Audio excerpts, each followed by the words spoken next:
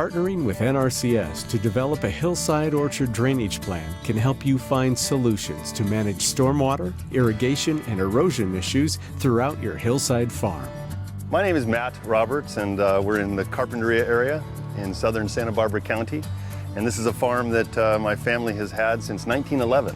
We're looking at about 55 acres that we have in production on a 120-acre parcel, and are growing principally cherimoyas and avocados. So when we come out to a hillside orchard like this, what we'll be looking for are ways to handle the stormwater drainage. Irrigation's an issue. You only put on enough water that the plants will use. Water that's coming down access roads, you need to get that into a safe outlet. You also need to cut the velocity. This area of our orchard was a problem for stormwater runoff because we had a big collection point. So a lot of runoff from the road and a lot of runoff from this hillside, and it all collects in this little draw in our hill.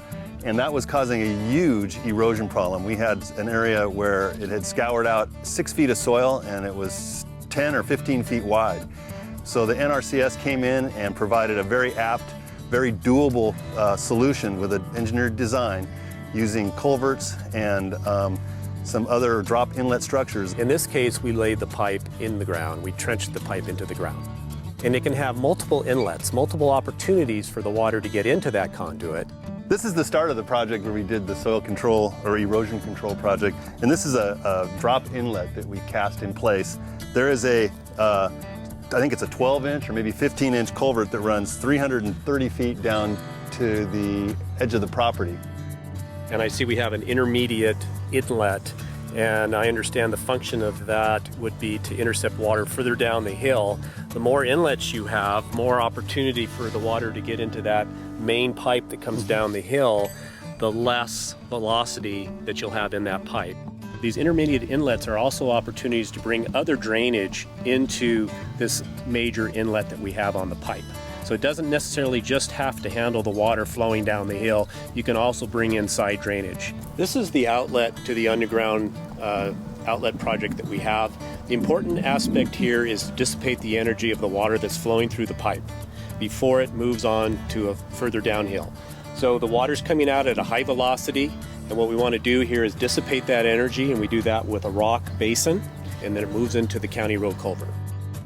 One of our challenges is to make sure our soil stays fertile, working to build the topsoil rather than deplete it. But we've found that certain practices help us to do that, help us to conserve moisture, help us to reduce our dependence on herbicides, and also help prevent sediment from leaving the property. And that's mulching. Matt is one of those farmers that likes to try to keep as much water on the property as possible from running off.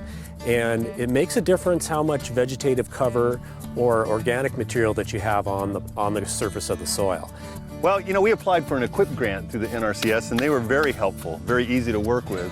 And one of the things that we bought were these new technology controllers, and it allowed us to completely change the way we irrigate. These allow us to automatically turn the water on for a couple hours, let it dry out for a couple hours, turn it back on for a couple hours, cycle a couple times in the day. But even more importantly, now we can irrigate at night. This helps us a lot with water saving, water conservation, and it also helps reduce our labor in irrigating. I would absolutely recommend the NRCS and this program to other landowners. They presented some ideas. I liked them. I went with all of them. And they've paid dividends. Not only does the place look better, but I think that these practices that I'm employing now are more sustainable, more economical, and provide us a little more hope for the future.